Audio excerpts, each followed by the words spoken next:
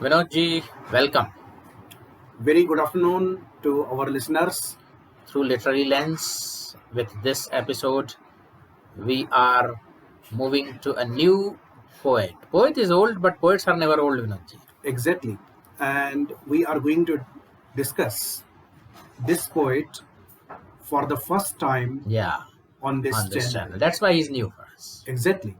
So we are going to take you to the world of Robert Browning. Oh, yes, Robert Browning. The people who have studied English literature, they must be familiar with the name of Robert Browning. He is a poet from 19th century England, Yeah, in which the is popularly known as Victorian Victorian age area. in literature. Tennyson we have been discussing. Matthew but Arnold we have been Arnold, discussing. yeah. So he is contemporary of Tennyson and Matthew Arnold. Many people are put off by Browning, Vinodji. They consider him a difficult poet, obscure poet, very. Before we shall try to look at his poem that you have selected for today's discussion, I think we must tell our viewers something more about Robert Browning. Yeah, first of all, please don't be under the impression that he is a very obscure poet. No, we have found him to be a very relatable poet. He is wonderful, Yeah, wonderful, beautiful, and a poet with whom we can connect at definitely. many levels. And he is deep, philosophical as well. Exactly. He is a poet who is full of optimism because Yes. Victorian age was characterized by pessimism, a kind of mournful note that runs through Arnold's poem. And that was the age that witnessed conflict between science and religion. But when you look at Robert Browning, he is free from all these conflicts which were raging in his times. He is an optimist poet. He has his own philosophy. Like Orientals, he believes in the immortality of the soul. He believes that the death is not the end of the life, rather, it is a gateway to the next life. And another important thing that he very often speaks through his poems is that our failures on this earth are going to be rewarded in the next world.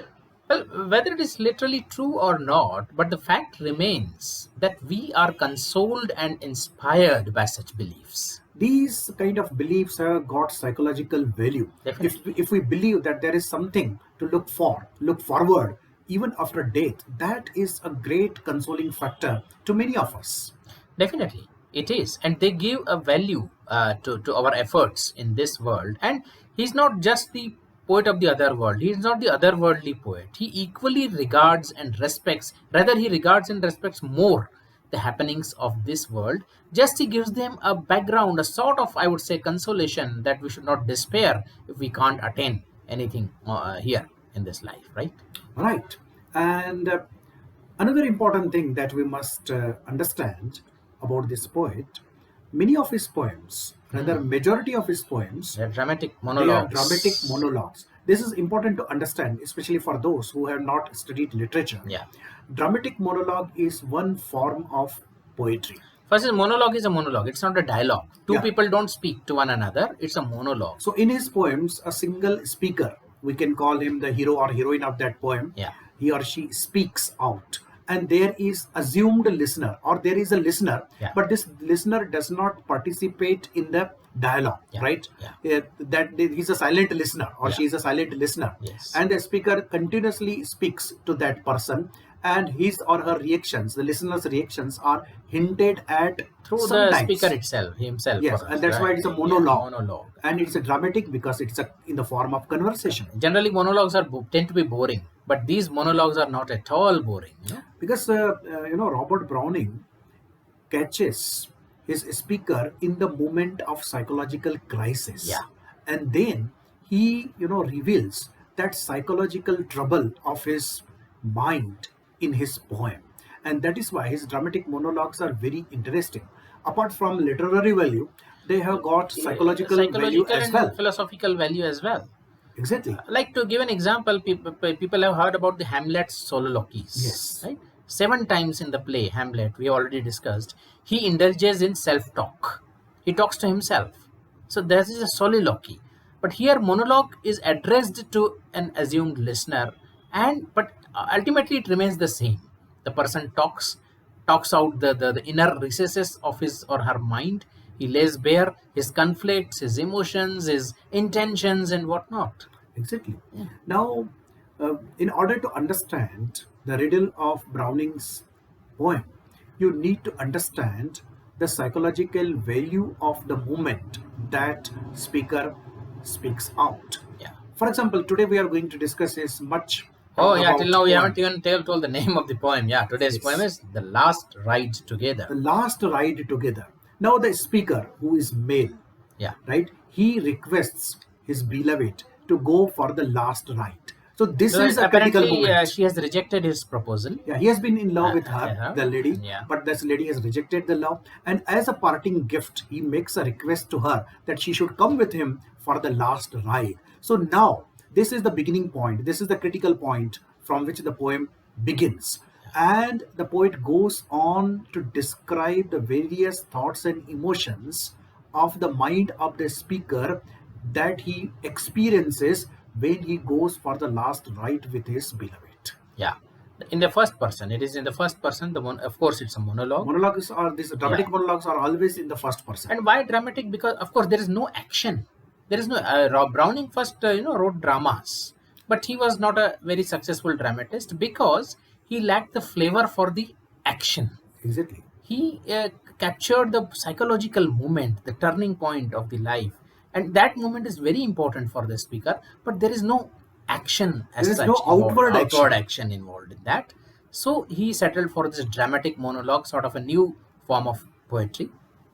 Now, this rejection Yeah. of the love does not come as a shock. Yeah. At the beginning of the Yeah. poem, speaker of the poem knows that his love has been rejected by this lady. Since all my love nothing avails. He says, "I know my fate know. at length." Since at length my fate I know.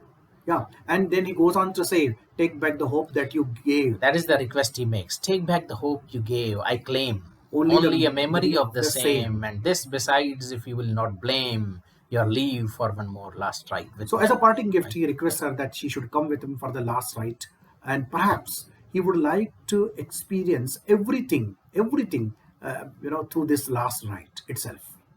Yeah, I mean, in a way that is that. I remember a Hindi couplet, Vinod ji. Yes. Lillah, tu bhi mere janaze ke saath chal. Wow, wow. Hoga tera safar ye mere saath aakhri. Aakhri. For God's sake, come with me in my funeral. This will be your last journey with me.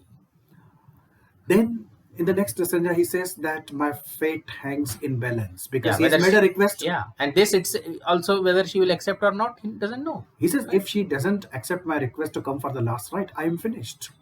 If she accepts me, I will be My exalted. blood will be replenished. I'll be Right. replenished. He says, my fate hangs in balance. The moment she communicates yes, readiness to go for the last ride, He's overjoyed. he says, one day more I am Am I deified. deified? At least my last thought has not been in vain. Look at the word, Rajesh. Yeah. Deified. Deified. It comes from deity, the Deity. noun. Deified. That means now the speaker feels as great as a deity. He's as joyful as deity. Yeah. So one day more I am deified. At least one day more she will be with me. She will be coming for the last ride. So this experience itself is validated and valued by the poet. And before commencing the last ride, she comes near him and she lays her head on his breast. This experience itself is very delicately captured in the poem. One should read for oneself. And this shows The kind of sensibility. yeah, kind of sensibility. And this shows that the speaker and this lady, they have been very good friends, intimate friends. They have been loving each other, and that is why the actions that are hinted at in the poem clearly reveal the fact that they were very good intimate lovers. And lady, it does not seem that she agrees to come for the last ride just By way of compulsion, as a compulsion, or as a a favor formality. or formality. No. No, she really honors this request. Yeah, she comes as naturally as it is possible for her in this circumstances. And the subtext, Vinodji, here you are left wondering still why the love could not be fruitified. It could not come to fruition. She is so dignified. Maybe she is so loving. Also, she comes near him, lays her head on his breast, and all that. But And still, I must say to the credit of Yeah. Robert Browning that he in the first place Yeah. there is no mournful tone in the poem. No. There is no regret as such. Since it was written and needs must be. Yes, there is no weeping. There is no blaming even why she has rejected the law. And And and this has cosmic overtones yeah, since it was written, since and it was needs written, must be. because we must understand that Robert Browning believes in the power of fate. Fate. Yeah. He believes that everything is written and Yeah. only we have to witness it. And this comes very, close to the Indian belief Yeah. in the fate. Howsoever strong, howsoever efforts may be, ultimately, as they say, the fruit of our efforts does not lie with us. It's not under our control. Now, the core idea of the poem unfolds bit by bit. Then he goes on describing the ecstasy, Yeah. the bliss, the joy that he experiences in the Experiences. company of this lady when they go for the last ride. And he compares this wonderful experiences, To the life of mainly five figures or five professions we can call: statesman, statesman, soldier. soldier, musician, sculptor, and poet. He says that, after all, what is the achievement of a statesman in this world? 10 lines after that death are written And as line an of epithet. yeah, statement, 10 lines and one line, one life in each. Exactly. And what is the ultimate achievement of the soldier? A flag. Flag stuck to the heap of bones. Yes, because you know Yeah, that when the soldiers are martyred, their bodies brought wrapped in the flag, national flag. yeah. And then he one entire stanza. Stanza he devotes to the poet. He says, poet, definitely, their brains beat in rhythm, and they convey what we merely feel. They can express. It is something needs much.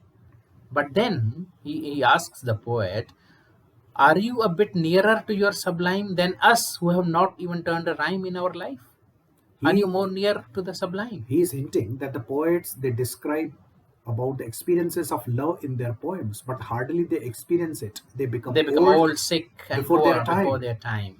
But he says, we, I mean, the speaker, This is by I'm living the life. yeah, this ride is better than Yes. entire poetry of the poets. Sing, riding is a joy for me. I ride. And then he comes to the achievements of the sculptor. What they do, they create the statue of Venus, the beautiful lady. But he says even an ordinary girl, Yeah. her company, her love is better Because the than that. statue is inanimate. Yeah, it is inanimate. You cannot experience the warmth of love and affection from that statue. But when you are in the company of a real girl, you can experience that. So the experience is more important than the cold artistic या piece. मैं बात करूंगा तो ये खामोश रहेगी, सीने से लगा लूंगा तो ये कुछ न कहेगी, आराम क्या वो देगी जो तड़पा न सकेगी, तस्वीर तेरी दिल मेरा बहला न सकेगी. Oh, Yeah. that is really Yeah, nice. That yeah. this is the cold picture. Cold If picture. even if I hug it, it will not make me happy. No. It has not created any restlessness in Yeah. my heart. So How it will how console how me? will comfort me? Yeah, it After all, cannot. it is your only picture. Picture. Yeah. So that's the thing. And musician, we know how the fashions end in music. He says, and there's all the praise from your friends that okay, your tunes are good, and then they forget them the next day. So briefly, what he's trying to say that the experience, the joy that he experiences when he goes on the last ride with his beloved. So this It's far experience is superior far superior than all the achievements of a of musician, sculptor, poet, even poet. poet, soldier, and statesman. Yeah. I mean, in fine, he says that it's all superior to any other profession or any other activity in life. Why? Because now we have to understand his philosophy, and he has delineated his philosophy in his poem as well. First of all, he says, everybody fails. I am not alone in failure. All strive who succeeds. Huh? Any action cannot reveal all the thought behind it. He said, look at the end Of of the work, work and contrast, petty done and undone vast, this present of theirs with the hopeful past. So he says, if I have failed in my love, I am not alone. I am not alone. There are many who fail. Everybody So what- fails in all the activities. because nobody, what he conceives in mind, his hand cannot execute that conception. That What thought. heart alike conceived and dared. So he does not have any regret that why he has failed. He does not No. even analyze the reasons behind the failure of the law. But he sees the silver lining.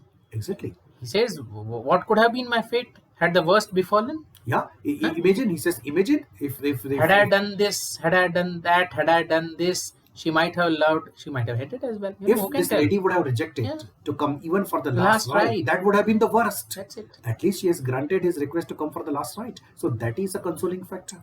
And the second pillar of his philosophy, as we have already touched upon, Vinodji, is that this is not all.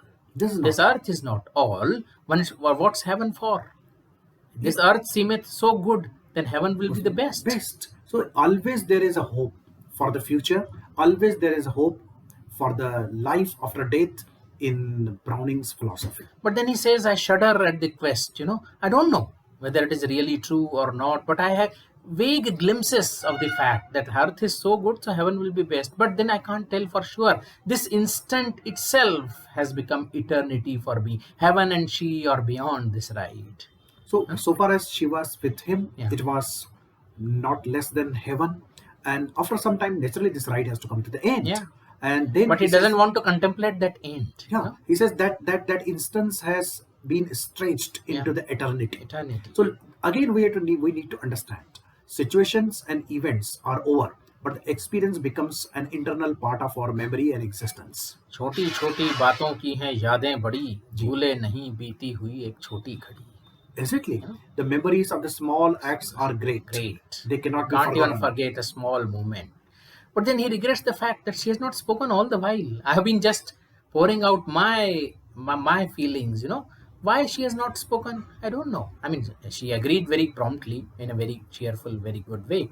But the fact that she has not spoken at all, I don't know what is her experience. Okay, and here he stops. He can't think beyond that. He can't think that the ride would end, and he has the vague glimpses of the heaven. So this instance has been turned into an eternity. So, greatness of Browning lies in the fact that he captures a critical moment, a critical psychological moment in the life of a person so vividly, so Yes. clearly, with all its dimensions, All its that dimension simply you are details. filled with an awe.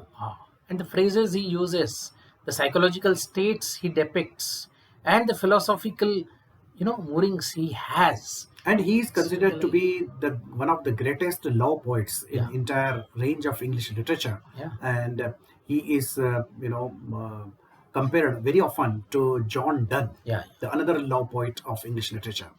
Yeah, not only in the love sense, but also, he combines various contrasting ideas, diverse ideas he combines in his lines. And even the rhymes being, you Yes, see, yes. is a very good rhyme. There are 10 stanzas in this poem. And 11 lines each. A, B, B, C, D, D, E, E, E, C.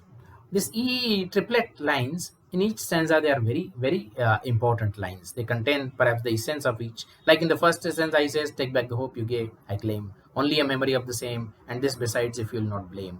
So this triplets in each stanza, they are very meaningful.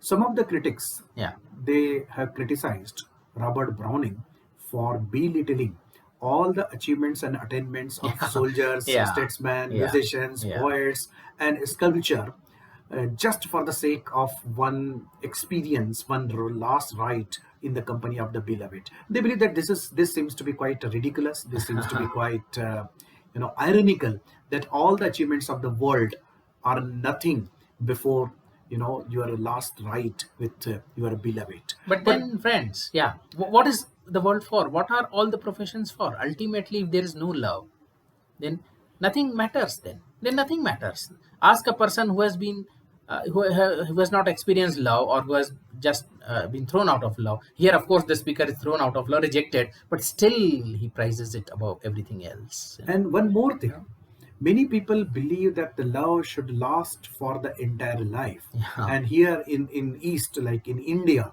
we believe that the love should continue from birth to birth. Yeah. But here he breaks this myth. Correct. Why love should last for entire life, or why it should last for 7 births, as we say in India? If love is experienced in its entire intensity, even for a moment, I believe that is enriching and fulfilling the moment, and that is exactly what Robert Browning is all about. Yeah, love should not be continuous in the sense that one person and will be bound to another person for the life or for the lives to come. But love should beget love. Exactly. And why the word of love should lie in its longevity, not in its intensity. Intensity, yeah, definitely. So intensity is prized here over the longevity of the love. And as far as the comparison with other professions is concerned, Vinodji, I would like to quote one of my own couplets. if you permit Oh me. yes, that's wonderful. I had said once, the कंचन की माला फेरो या जी बन जाओ बुद्ध तुम, जी जी. बस प्यार ही से दुनिया ये थोड़ी सुखी मिली. Whether you know, have the golden garlands round your neck, or you become Buddha, renouncing everything, but ultimately the world is a bit better only due to love. Here we are reminded of Matthew Arnold, Yeah. his poem, Dower the Beach. Dover Yeah. Beach, right, where he stands in the company of his beloved wife. He's just married to that Returning lady, from honeymoon. Yeah. yeah, and tells his wife that Yeah. this world, in this world, there is Yeah, no Allah, joy. let us be true to one another. Another, This world has neither joy nor certitude nor relief for pain. so Like, the relief or the refuge is found only when only in two love. people become true to each other. Yeah, maybe it may be for an instant made into eternity. Is it? Possibly, yeah, possibly. Because after all, whether it's an entire life or a moment, it is bound to be over. Yeah, So why we should be so preoccupied to make anything permanent? Because nothing is a permanent. Again, the concept of permanent something being yeah, permanent is an illusion. it's an illusion. Everything is in a flux. Yeah, everything is in flux, right? And again, WB Yeats is talking about the flux, the in his poem, right, the where the black beauty is born, he says everything is in flux. Yeah, So poets have been talking about flux, but Robert Browning captures that intensity and beauty of a transient moment and makes it immortal. That is the beauty of the yeah. poet. How he turns an instance into an Eternity. eternity. That's So, wonderful. friends, this poem is so wonderful that even if you are not read it as a part of your curriculum, but still go for it, read its commentary, tell us how you like this poem. Yeah. Okay, friends. Till the next episode. Bye bye. Bye bye.